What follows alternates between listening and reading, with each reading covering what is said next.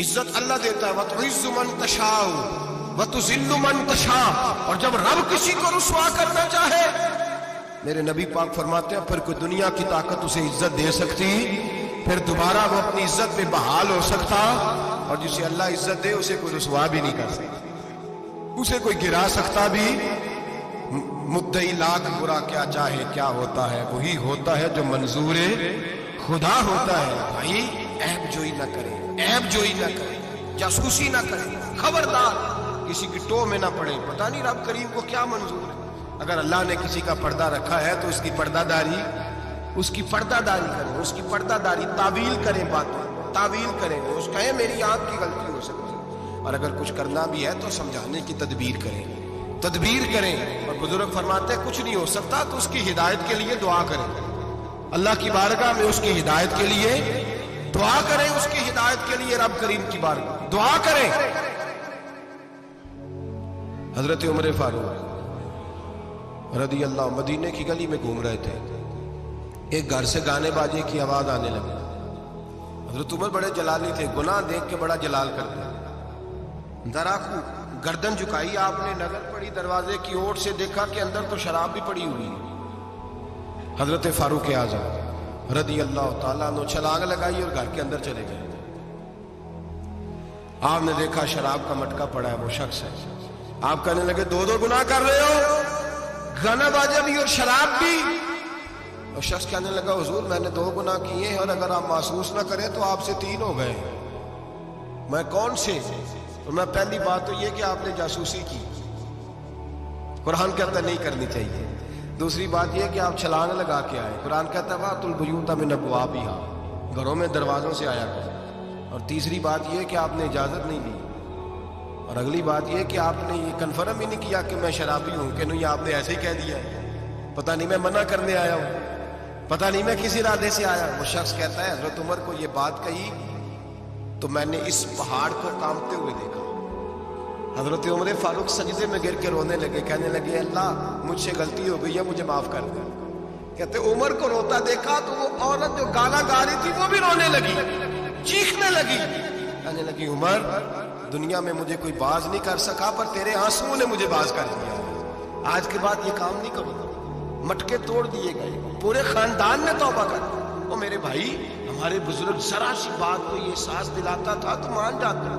یہاں تو میرے بھائی تو لوگ عیب جوئی کرتے اور اس عیب کو اچھالتے گلیوں میں، کوچوں میں، اچھے اچھے لوگوں کی، سفید داڑھی والے لوگوں کی، اعزاز والے لوگوں کی، اچھے گھرانے کے لوگوں کی، صاف ستھرے مزاج لوگوں کی، پاکیزہ طبیعت لوگ، علماء کی، مشائخ کی، صوفیاء کی، لوگ پگڑیاں اچھالتے ہیں۔ ایسا نہ کرے، جاسوسی نہ کرے۔ میرے رسول کریم سید عالم صلی اللہ علیہ وسلم پردہ پوشی فرماتے تھے، حضور پردہ پوشی فرماتے تھے۔ میرے نبی پاک نے پردہ پوشی کا حکم دیا، میرے حضور کے غلام پردہ پوشتے۔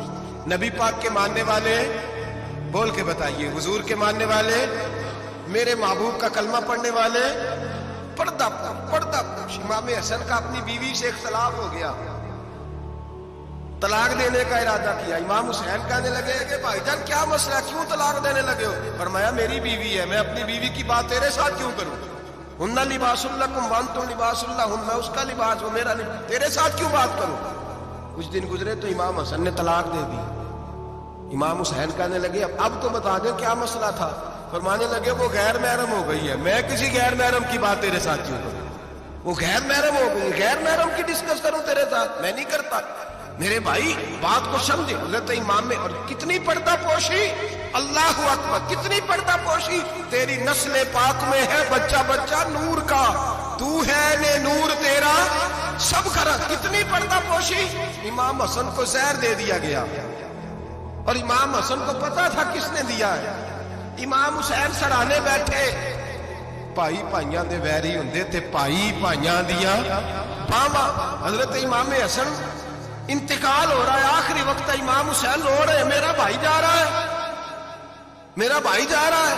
کہنے لگے حسن میں تیرے قاتل کو چھوڑوں گا نہیں، میں تیرے قاتل کو چھوڑوں گا نہیں۔ پردہ پوشی دیکھو فاطمہ کے جگر گوشے کی، پردہ پوشی دیکھو مولا علی کے شہزادے، पर्दा पोशी देखो जिन्होंने मेरे रसूल के कंधों पर सवारी फरमाई थी, पर्दा पोशी देखो। हजरत इमाम हसन कहने लगे क्या कहेगा तू? कहने लगे भाईजान बस बता दे जहर किसने दिया है, फिर मैं देखे उसका अशर क्या करता हूं। तो इमाम हसन कहने लगे हुसैन अगर तो वो नहीं जिस पर मुझे शक है तो मैं किसी बेगुनाह को सजा नहीं दिलवाना चाहता।